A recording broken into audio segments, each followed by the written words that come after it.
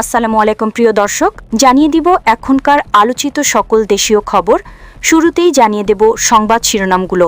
খালেদা জিয়া জানাজায় ছিল না তিল পরিমাণ জায়গা, ভবনের ছাদেও অংশ নেন অনেকে।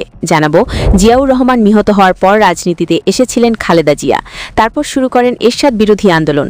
খালেদা জিয়া স্পষ্টভাবে বললেন, এরশাদের অধীনে কোনো নির্বাচনে যাব না। ঢাকা চট্টগ্রাম মহাসড়কে 10 কিলোমিটার যানজট এবং সর্বশেষ জানাবো তারেক রহমানের হাতে ভারতের শোকবার্তা তুলে দেন জয়শঙ্কর। প্রিয় দর্শক, এতক্ষণ দেখছিলেন সংবাদ শিরোনামগুলো, এখন জানাবো বিস্তারিত খবর। খালেদা জিয়ার জানাজায় ছিল না তিল পরিমাণ জায়গা, ভবনের ছাদেও অংশ নেন অনেকে। লাখ লাখ মানুষের অংশগ্রহণের মধ্য দিয়ে বিএনপি চেয়ারপারসন ও সাবেক প্রধানমন্ত্রী বেগম খালেদা জিয়ার জানাজা সম্পন্ন হয়েছে। জানাজায় ছিল না তিল পরিমাণ জায়গা না পেয়ে মেট্রোল স্টেশন আশপাশের বাসাবাড়ির ছাদ থেকেও জানাজায় অংশ নিতে দেখা যায় অনেককে। জাতীয় মসজিদ বাইতুল মোকাররমের খতিব মুফতি মোহাম্মদ আব্দুল মালেক খালেদা জিয়ার জানাজা পড়ান। জানাজার জন্য যখন মানিক মিয়া এভিনিউ, বিজয় সরণি, আগারগাঁও, পুরনো বাণিজ্য মেলার মাঠ, আসাদ গেট, আরং মোড় সহ আশপাশের এলাকার জনস্রোত, তখন এসব এলাকায় ভবনগুলোর ছাদে জানাজার নামাজ আদায় করতে দেখা গেছে অনেককে। সরজমিনে দেখা যায় জাতীয় সংসদ ভবনের ভেতরের মাঠ, বাইরের অংশ এবং পুরো মানিক মিয়া এভিনিউ ছাগিয়ে আশপাশের সব সড়ক অলিগলি থেকে অজস্র মানুষ জানাজায় অংশ নেন। আশপাশের বাসাবাড়ির ছাদে দাঁড়িয়ে থাকা বাসিন্দারা জানাজায় নামাজ আদায় করেন এবং খালেদা জিয়ার জন্য দোয়া করেন। জানাজার আগে পরিবারের তরফে সংক্ষিপ্ত বক্তব্যে খালেদা জিয়ার বড় ছেলে তারেক রহমান খালেদা জিয়ার জন্য সবার কাছে দোয়া চান। জিয়াউর রহমান নিহত হওয়ার পর রাজনীতিতে এসেছিলেন খালেদা জিয়া, তারপর শুরু করেন এরশাদ বিরোধী আন্দোলন। খালেদা জিয়া স্পষ্টভাবে বললেন, এরশাদের অধীনে কোনো নির্বাচনে যাব না। সাবেক অর্থমন্ত্রী এম সাইফুর রহমান বাংলাদেশ জাতীয়তাবাদী দলের প্রতিষ্ঠাতা সদস্যের একজন। প্রেসিডেন্ট জিয়াউর রহমান নিহত হওয়ার পর রাজনীতিতে এসেছিলেন খালেদা জিয়া, তারপর শুরু করেন এরশাদ বিরোধী আন্দোলন।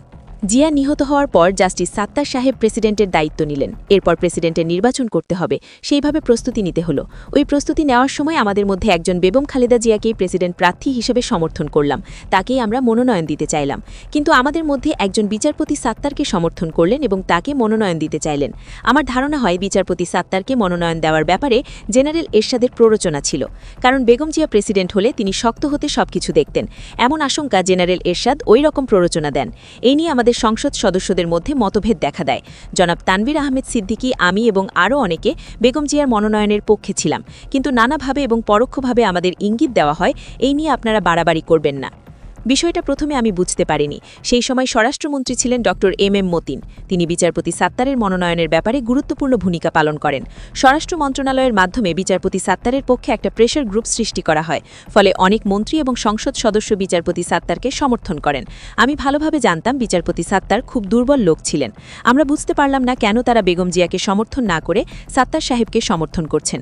পরে বুঝলাম সাত্তার সাহেব খুব দুর্বল প্রকৃতির লোক ছিলেন বলে তারা তাকে সমর্থন করছেন। বেগম জিয়ার নামে মনোনয়ন দাখিল করা হলেও তা প্রত্যাখ্যান করা হয়। প্রধানমন্ত্রী শাহ আজিজ বিচারপতি সাত্তারের পক্ষে মনোনয়ন দিতে আগ্রহী ছিলেন।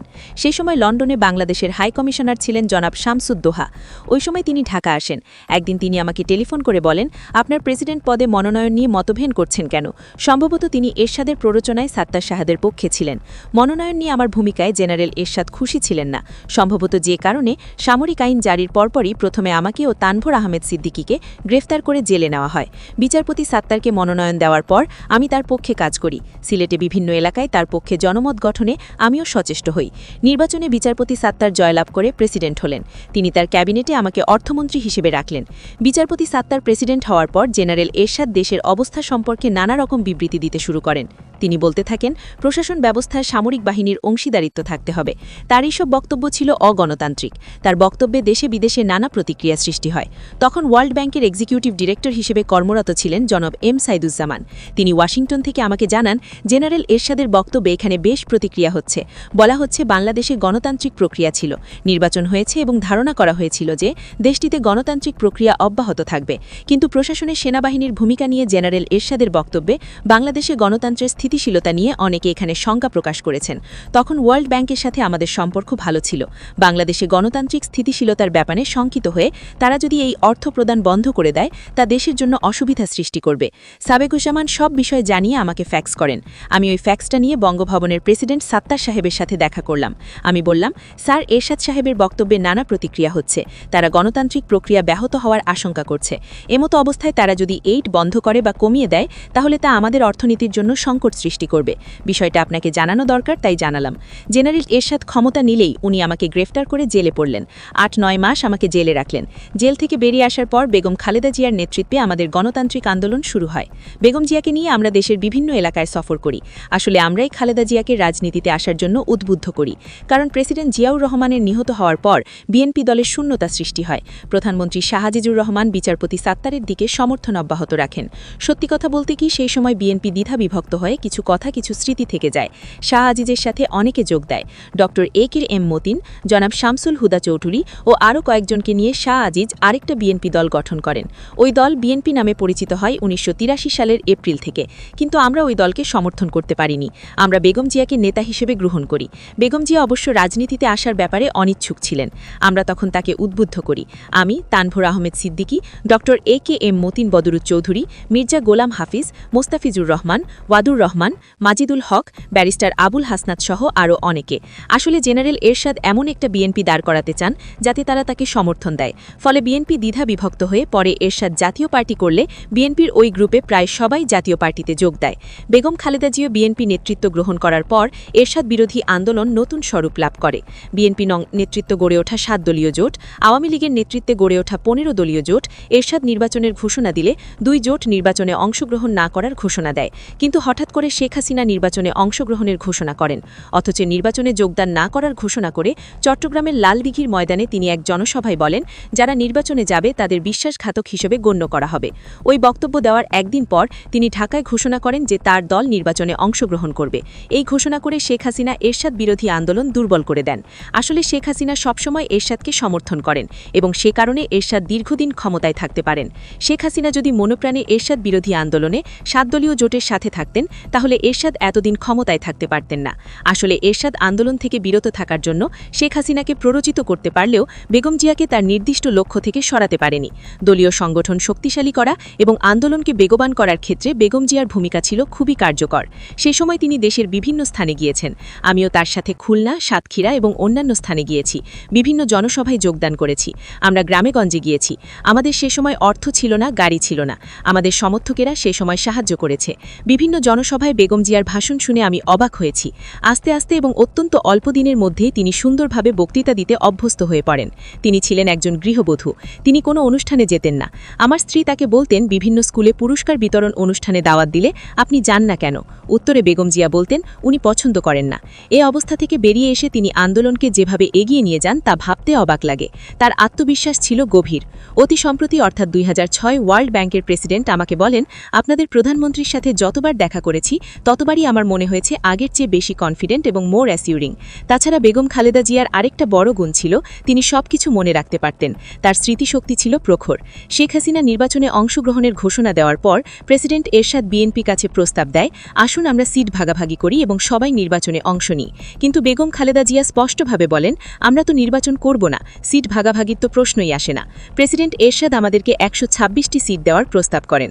অন্য দলকেও কম বেশি সিট বণ্টন করার কথা বলেন। এই সময় আমাদের দলের মধ্যে অনেকে এরশাদ বিরোধী আন্দোলন করতে করতে ক্লান্ত হয়ে পড়েছিলেন। তাছাড়া আর্থিক দিক থেকে বিএনপির অবস্থা ভালো ছিল না। সে কারণে অনেকে বলতে শুরু করেন, একটা প্রস্তাব যখন এসেছে তখন ওই প্রস্তাবটা নিয়ে চিন্তা করতে দোষ কি? প্রথমে ইলেকশনটা হোক, তারপর এরশাদকে সরানোর উদ্যোগ নেওয়া হবে।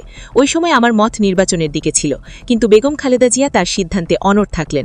তিনি স্পষ্টভাবে বললেন, আমরা এরশাদের বিরুদ্ধে গণতান্ত্রিক আন্দোলন করছি, সেই এরশাদের অধীনে অনুষ্ঠিত কোনো নির্বাচনে যাব না। ফলে বিএনপি ওই নির্বাচনে অংশগ্রহণ করা থেকে বিরত থাকে। কিন্তু শেখ হাসিনার নেতৃত্বে আওয়ামী লীগ ওই নির্বাচনে অংশগ্রহণ করে। ১৯৮৬ সালের মে মাসে অনুষ্ঠিত নির্বাচনে জাতীয় পার্টির সংখ্যাগরিষ্ঠতা অর্জন করে। জাতীয় সংসদে আওয়ামী লীগের অবস্থা ভালো ছিল না। আওয়ামী লীগ অভিযোগ করে নির্বাচনে কারচুপি হয়েছে। সেই সময় প্রধান নির্বাচন কমিশনার ছিলেন বিচারপতি জনাব মোহাম্মদ মাসুদ। তিনি নির্বাচন সুষ্ঠু হয়েছে বলে যে সার্টিফিকেট দেন তাতে আমরা সবাই অবাক হই। বিচারপতিদের প্রতি আমার গভীর শ্রদ্ধা ও আস্থা। ওই সার্টিফিকেট দেওয়া বিচারপতির উপর আমার দৃঢ় আস্থার ভিত্তি অনেকটা ক্ষুণ্ণ হয়। কিন্তু নির্বাচন হলেও এরশাদ বিরোধী আন্দোলন থামল না, বরং আগের চেয়ে তার গতি তীব্র হল। বিএনপি ওই নির্বাচনে অংশগ্রহণ করেনি, আগে থেকেই রাজপথের আন্দোলনে ছিল। অন্যান্য দলও আস্তে আস্তে রাজপথের আন্দোলন শুরু করল। আগের মতো আবার সব রাজনৈতিক দল বিভিন্ন গ্রুপে বিভক্ত হয়ে এরশাদ বিরোধী আন্দোলন শুরু করল। এরই প্রেক্ষাপটে প্রেসিডেন্ট এরশাদ ১৯৮৭ সালের ৬ ডিসেম্বর সংসদ ভেঙে দেন। এরপর নির্বাচনের তারিখ ঘোষণা করা হয় ১৯৮৮ সালের ৩রা মার্চ। ওই নির্বাচনে বিএনপি ও আওয়ামী লীগ অংশগ্রহণ করেনি। একমাত্র জাতীয় পার্টি পার্টি ও জনাব আসামা আব্দুল রবের নেতৃত্বে একটি সম্মিলিত দল ওই নির্বাচনে অংশগ্রহণ করে। ওই নির্বাচনে জাতীয় পার্টি ৩০০ আসনের মধ্যে ২৫১টি আসন লাভ করে, কিন্তু ওই নির্বাচন দেশে বিদেশে কোথাও গ্রহণযোগ্যতা পায়নি। এ সময় তত্ত্বাবধায়ক সরকারের অধীনে নির্বাচন অনুষ্ঠিত হওয়ার দাবি ক্রমেই জোরদার হতে থাকে। একই সাথে জোরদার হয় এরশাদ বিরোধী আন্দোলন। সোনারগাঁয়ে লরি বিকল, ঢাকা-চট্টগ্রাম মহাসড়কে ১০ কিলোমিটার যানজট। ঢাকা-চট্টগ্রাম মহাসড়কে নারায়ণগঞ্জের সোনারগাঁও অংশে প্রায় ১০ কিলোমিটার এলাকায় তীব্র যানজটের সৃষ্টি হয়েছে। মঙ্গলবার গভীর রাতে একটি মালবাহী লরি বিকল হয়ে পড়ায় যান চলাচল ধীর গতি হয়। এর জেরে বুধবার দুপুর পর্যন্ত যানজট অব্যাহত আছে। প্রিয় দর্শক, এই ছিল এখনকার গুরুত্বপূর্ণ নিউজ। আরও গুরুত্বপূর্ণ নিউজ নিয়ে ফিরছি কিছুক্ষণের মধ্যে। নিউজগুলো সবার আগে দেখার জন্য এই চ্যানেলটি সাবস্ক্রাইব করে আমাদের সাথে থাকুন। ধন্যবাদ।